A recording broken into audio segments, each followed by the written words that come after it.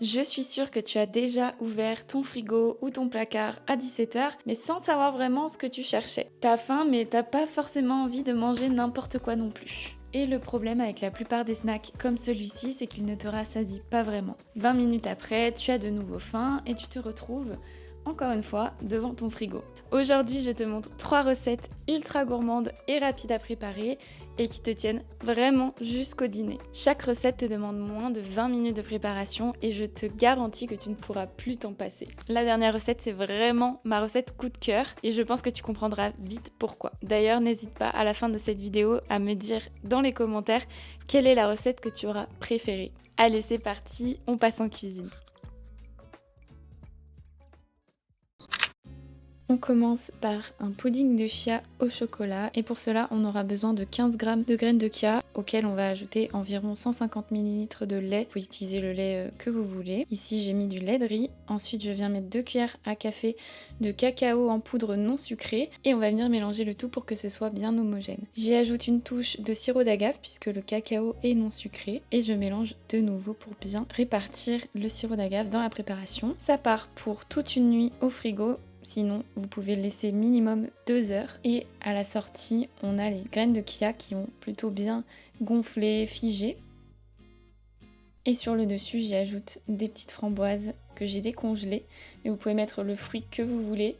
Et pour la petite touche gourmande et le rappel du chocolat, je viens râper un carré de chocolat noir à 80% ici pour ma part, mais vous pouvez mettre évidemment du chocolat à 70 ou 75%, c'est vraiment comme vous voulez. Et voilà, on a notre pudding de chia qui est prêt et c'est vraiment super gourmand. Si vous aimez l'association framboise-chocolat, vous allez forcément adorer.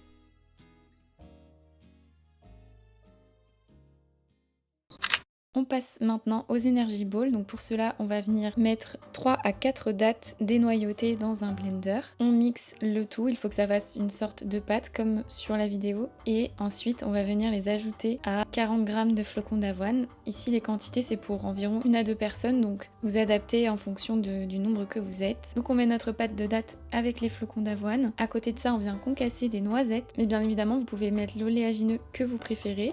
Ça peut être des noix de cajou, peu importe. Ici, moi j'ai choisi les noisettes, je les ajoute à ma préparation et on vient terminer la recette avec une bonne grosse cuillère à soupe de purée d'oléagineux. Ici pour ma part c'était un mélange de purée de cacahuètes, noisettes, amandes et bien évidemment vous choisissez celle que vous préférez. On va venir mélanger le tout pour que ça puisse créer une pâte un petit peu collante comme ça et on vient former des petites boules. Donc après vous faites plus ou moins gros selon vos préférences. Moi ici j'ai décidé d'en faire des plutôt petites et voilà, on a nos petites Energy Balls qui sont formées, mais ce n'est pas tout, on va venir finaliser le tout en les roulant dans du cacao non sucré et ça va venir apporter la touche un peu chocolatée qui personnellement me plaît énormément. J'essaye de les recouvrir au maximum du cacao et voilà, je fais ça avec toutes les Energy Balls et on a le résultat final juste ici.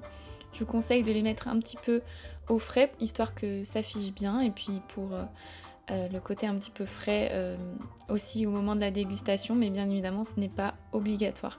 Donc voilà, moi j'ai réussi à en faire 5 avec les quantités que je vous ai données, mais bien évidemment vous adaptez en fonction de vos besoins, du nombre d'Energy Balls que vous voulez faire. Une fois qu'elles ont reposé un petit peu au frigo, je déguste et franchement c'est ultra satisfaisant et ça fait vraiment quelque chose de très gourmand. C'est très consistant et c'est parfait pour un encas dans l'après-midi ou dans la matinée. On passe maintenant à la troisième recette, donc ce sont des bouchées façon cheesecake et pour cela on va venir ajouter dans un blender 40 g de flocons d'avoine, une cuillère à soupe de beurre d'amande ou de cacahuètes, peu importe ce que vous voulez. On ajoute un filet de miel ou de sirop d'agave, de sirop d'érable. Ensuite, une fois que tout est mixé et bien mélangé, on va venir ajouter la préparation qui sera en fait la base de notre bouchée cheesecake dans un moule à muffins pour que ce soit bien rond et on va venir tasser histoire que ça se tienne bien. Donc moi ici avec les quantités que j'avais, j'ai pu réaliser 3 bouchées, mais encore une fois si vous en voulez plus, vous doublez les quantités par exemple pour en avoir 6, voilà, vous ajustez en fonction de la quantité que vous voulez. Une fois que la base est prête, on va venir ajouter la couche supérieure à base de skyr, mais vous pouvez mettre du fromage blanc, du yaourt à la grecque, ce que vous voulez. J'ajoute un filet de jus de citron, ça va venir faire un goût un petit peu citronné justement, et je trouve ça très frais avec le skyr. Vous pouvez aussi, là ici je n'en avais pas, mais ajouter des zestes de citron. Et une fois que c'est fait, on ajoute le mélange sur notre base de flocons d'avoine. Moi par-dessus j'ai choisi d'ajouter des petits fruits rouges surgelés, et bien évidemment vous pouvez mettre ce que vous voulez en toppings.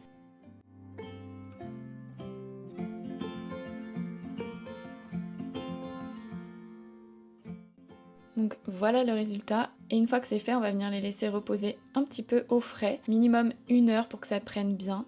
Et voilà, moi personnellement je les avais mis au congèle un petit peu pour que ce soit vraiment bien figé, mais ce n'est pas obligatoire. Et regardez-moi ça comme c'est mignon, ça donne trop envie, c'était vraiment excellent, c'était très frais et en même temps très gourmand. Personnellement je pense que c'était ma recette préférée de toutes.